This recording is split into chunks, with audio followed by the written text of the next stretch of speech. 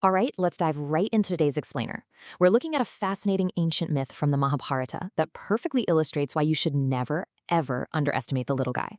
We're going to explore a story of immense power, sudden vulnerability, and how an unchecked ego completely changed the mythological landscape of the skies. It's a classic tale of cause and effect, where the tiniest of events ripples out into massive cosmic consequences. Now, to really grasp the bizarre and high-stakes nature of today's cautionary tale, we have to start by asking a rather absurd question.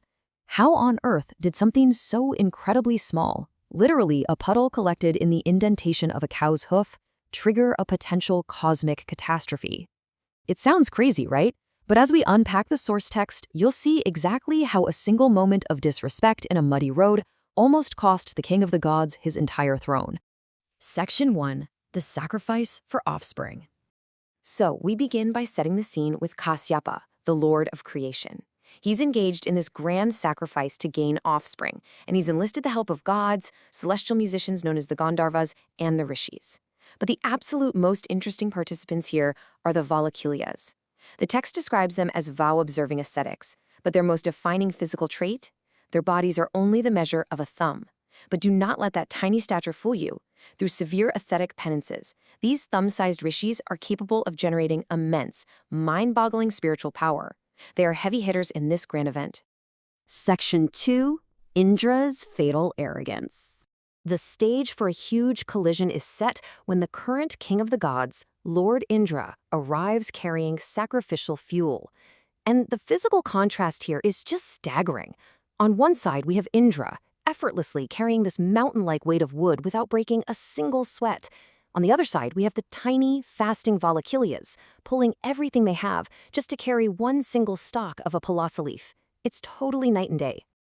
And right in the middle of this struggle, disaster strikes for the tiny ascetics.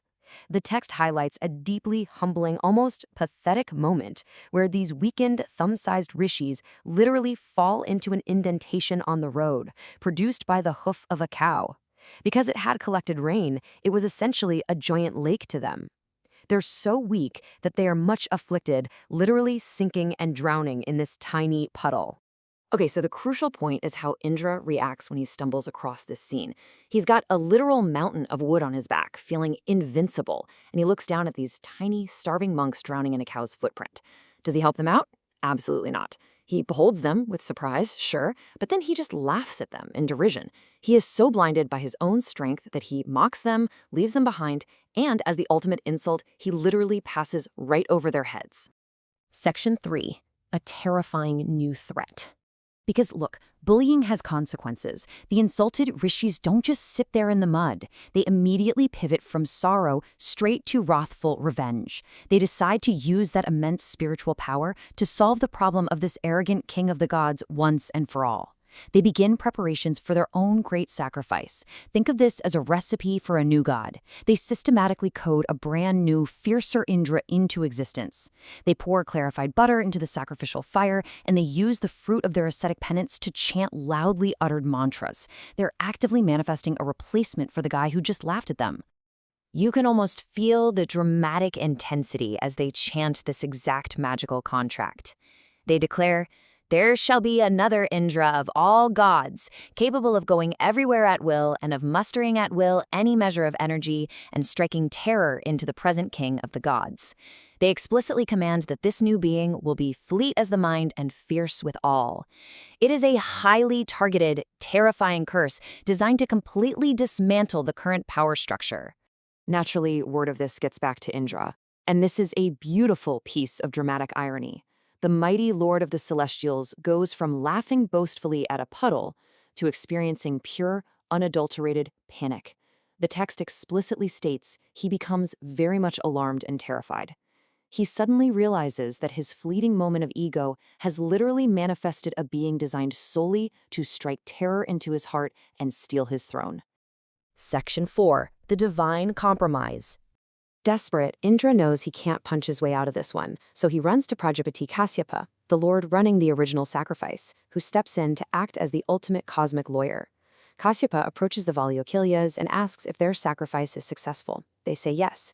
Kasyapa knows he has to pacify them, but he also has to protect the cosmic order, so he finds a brilliant semantic loophole. He argues that by the word of Brahman, the ultimate cosmic truth, Indra has already been made the lord of the three worlds. He tells the ascetics, "It behoveth you not to falsify the word of Brahman." Basically, you can't undo what the ultimate creator has already decreed without breaking the universe. So he proposes a pivot. He says, let's not make your purpose futile. Let's honor the magical contract you just chanted, but let's just alter the target a little bit. Kasyapa says, let there spring an Indra, a lord, of winged creatures, endued with excess of strength. He brilliantly redirects their spell so that this fierce new being will rule the skies and the birds, rather than replacing the king of the gods. And he begs them to be gracious to Indra, who is now a literal suppliant begging before them. Section 5. The birth of Garuda. Amazingly, the Valakhilias agreed to this compromise, turning the final task over to Kasyapa. Meanwhile, his wife, the vow-observing and amiable Vinata, having purified herself, approaches her lord. Kasyapa tells her that his sacrifice has actually borne fruit. He entrusts her with the highly concentrated magical energy of the Valakhilya's penance. He tells her to bear thou these auspicious seeds with great care, promising that 2 heroic sons will be born to her who will be the lords of all winged creatures. And this incredibly powerful energy results in 2 heroic sons. First, Vinata gives birth to Aruna, who is born with an undeveloped body and goes on to become the forerunner of the sun. But the second son? He is the exact fulfillment of the ascetic's terrifying chant, Garuda. Vested with lordship over the birds, he is an invincible ranger of the skies, capable of assuming any form at will, forever altering the mythology of the heavens. Think about that. The little guys literally coded the king of birds into existence. Kasyapa then returns to a very relieved Indra. He tells him his sorrow shall cease, and that these 2 new beings will actually act as his helpmates, not his enemies. But Kasyapa issues a severe, absolutely unforgettable warning. Never slight the utterers of the name of Brahma again.